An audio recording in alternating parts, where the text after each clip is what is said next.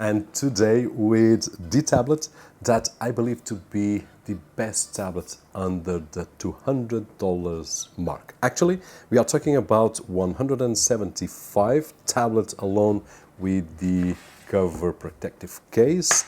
And if we decide to get the combo with the keyboard, then we are talking about 190 something. So well above the $200 mark. And I'm going to share with you why I believe that this tablet is the best tablet at the moment of the recording under the $200 mark. Before we move on, don't forget, if you are looking for a budget key for your Windows 10, Windows 11, Home Edition or Pro Edition, don't forget to check out the B&H software. I will leave a link down below. It's a platform that we have been using for the past few months, works really well, budget keys, and you will have your Windows activated with all the updates, security, and so on and so forth in a budget. Link down below just in case you are looking for that. Now, the name is iPad Air 10.3, but with an H, as you could see probably on the title. And the design really reminds us of other brands that have been using this since they invented it. Now, the design, in my opinion, although we have seen some brands using this, in my opinion, it's not wrong because the design, it works well. Everybody seems to like it. I do like it. So this is a point in favor. It has a really nice screen right over here. We are talking about 10.3 inches, 1920 by 1200 IPS with a aluminum frame that looks really awesome. So these are the two things that caught my attention initially, and of course looking at the price, and then we look at this and we look at the specifications that I will share with you, and yeah, this is, in my opinion, the best under the $200 mark. Underneath the hood we have a sock that this is the first time that I'm testing out, a Unisock, which is the Tiger T618. It's an octa-core. It has 6 GB of RAM, which is really cool. DDR4, not yet DDR5, but still really nice. So we will be able to multitask without any issues whatsoever. 128 gigs of flash storage, really fast, which I will share some numbers with you. It has a 7000 milliamps battery, which will, according to the specifications and to the performance that it has, will last for a long time. Android 11 and a USB Type-C port, which is capable of handling a lot of accessories like storage and so on and so forth. There's only one thing that I was not able to put it to work, but I'll share that as well.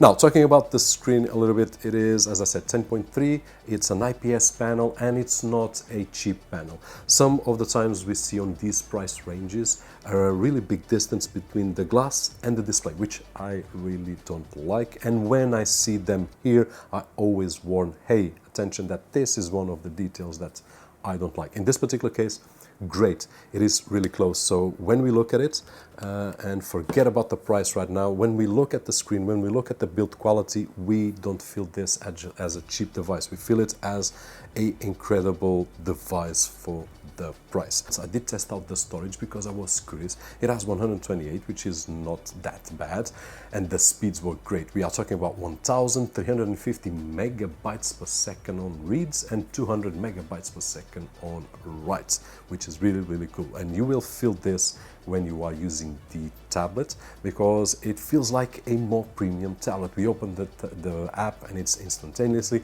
multitasking. The storage along with the RAM makes a really good scenario right over here. So this was a good choice. Besides that, we also have Wi-Fi at 200 megabits of download and 100 upload, and it's not the highest that we have tested, it's not the lowest, it's on mid-range of the scale that I've got right over here, which is not bad at all. It will be able, as I will show you, to stream any kind of content, so no worries whatsoever. Geekbench, so that we have an idea, because this was actually the first time, as I said, on this SoC. We had a score of 387 on single core score and 1410 on multi-core score. So it's not a top-end model like we have seen here. The last mobile that we have seen was the Asus ROG 6 Pro, which is a beast. The best SoC at the moment for Android that we have tested, and it blows everything, but we are talking about a device that costs 1,500 euros. Here, 200 euros below. On Wildlife Extreme, we got a score of 732, and this in reality means what? That Genshin Impact, which is probably one of the heaviest games on the Play Store, it's able to play. We will need, however, to have the graphics at the lowest or low, but it will play. So this will be the limitation in terms of gaming, which is the most demanding thing that we do. We will be able to play, it's fluid, but have in mind that we will need to lower the graphics, unlike some of the top-end models, which are a lot more expensive, that we can use with maximum. Now, talking about games that it did play just fine, Asphalt 9 and similar games, no worries whatsoever, we will be able to play. I did test out with the gamepad, so it's compatible with all the accessories that I've used. I also played Call of Duty, and the maximum that I could put was low or medium, and it played great on medium, so a good experience right over there. In this kind of games you will have no issues whatsoever. Just have in mind that those more demanding, you will need to put the graphics on lowest.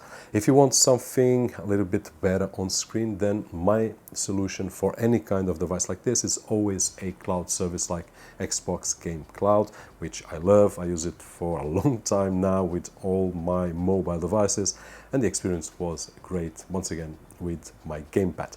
This shows us that the Wi-Fi connectivity is great and that the tablet itself can handle this kind of push-up, because this is stronger than any other service like Netflix, for example.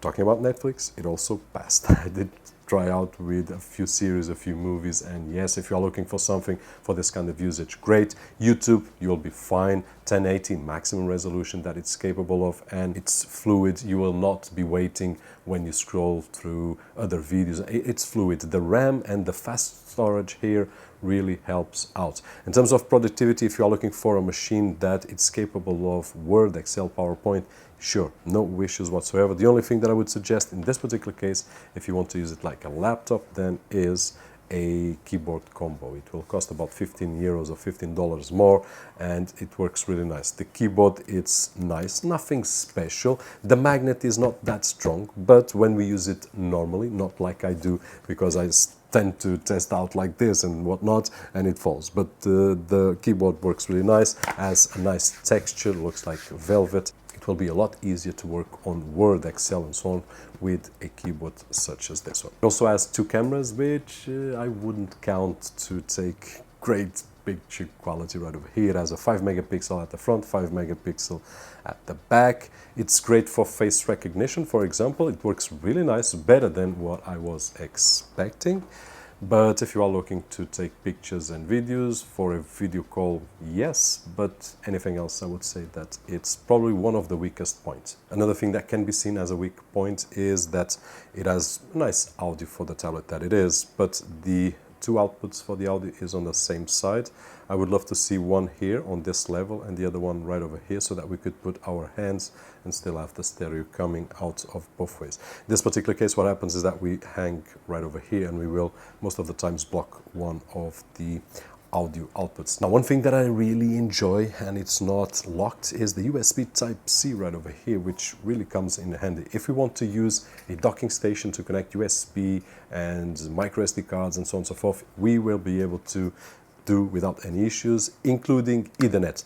The only thing that it didn't work is the HDMI output. I did test that out right over here, did not work. I did test it out directly with the cable, USB Type-C to HDMI, did not work. So unfortunately, that was the only thing that was not capable.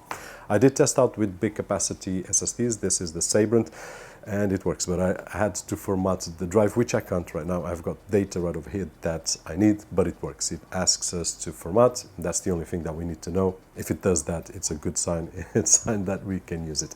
And this is it. In terms of conclusion, what I can say is that this tablet has, in my opinion, some really strong points. Being the first, the price.